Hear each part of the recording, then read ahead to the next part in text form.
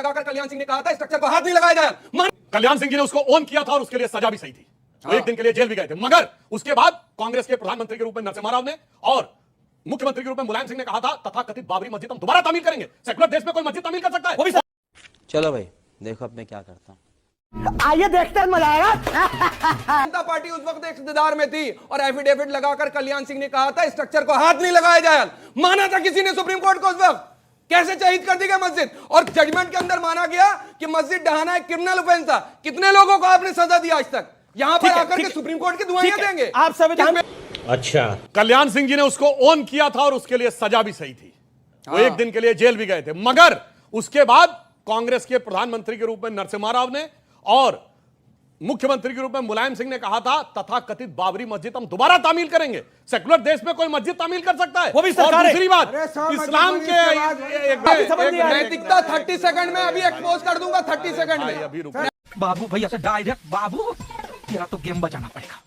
नैतिकता। अरे मस्जिद के लिए भी जमीन दी गई थी 5 एकड़।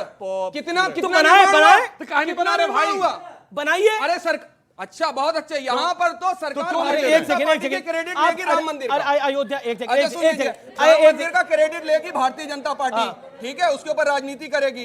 अरे सेकुलर राजनीति कर रहे हैं आप मंदिरों मस्जिद के नाम की। तो आप क्या चाहते हैं? आप क्या चाहते हैं? अगर सेकुलर मुल्क है, अगर जिस तरीके से राम मंदिर का निर्माण हो रहा है उस तरीके तमाम लोगों ने चंदा भी दिया, उसके नाम का चंदा भी लिया। इस देश की अगर खूबसूरती ये कहते हैं कि हम हिंदू मुसलमान को नहीं लड़ाना चाहते, आगे आकर के माननीय प्रधानमंत्री जाते वहां पे कहते जाकर के या सरकार तो मोदी मस्जिद बनवा दे। क्या पता अब यही तू समझा? हाँ। नहीं तू समझा नहीं। क्या रहे ना? क्या आपत्ति है? ठीक है, क्या आपत्ति है? क्यों अच्छा नहीं करा ठीक अभी तक? है, बराबर करिए ना संतुलन। वो कह रहे हैं कि आपको मस्जिद लेकर के मंदिर बनना तो मस्जिद बनी है तो वाजिब बात है। ये लोग कहते हैं मंदिर मस्जिद का मामला अलग है और देश का विकास का मामला अलग जवाब नहीं देंगे उस है। पे। मैं दोनों का मिला के जवाब देता हूं।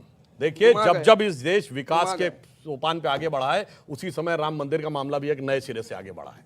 जैसे 1990 से 92 के बीच में राम मंदिर आंदोलन चरम पे हुआ था ना, यही तो वो दौर था जब बाबरी ढांचा ही नहीं टूटा था, पुराना अर्थव्यवस्था का नेहरूवियन ढांचा भी टूटा था।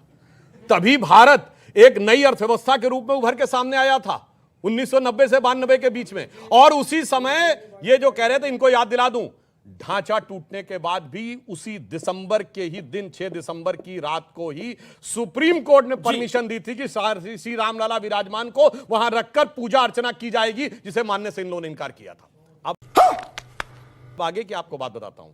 उसके बाद अगला बड़ा अंतर आया सर्वे, जिससे डर रहे हैं। वो 2003 में आया सर्वे, और चेक करिए। अब सुनिए तो 2003-4 अब फिर जबरदस्ती के अपराध उसके खिलाफ गए थे लोग, कोर्ट में गए थे। कोर्ट में जाना हमारा संवैधानिक हक है भाई, बताता कोर्ट में जाना हमारा संवैधानिक हक है। तो हमने थोड़ी कहा, हमने कहा विरोध में थे। काहे परेशान क्या? हमने सिर्फ ये कहा ना विरोध में थे। अब सुनिए, 2003-4 ही वो वर्ष है जब पहली बार भारत करंट अकाउंट सरप्लस हुआ था।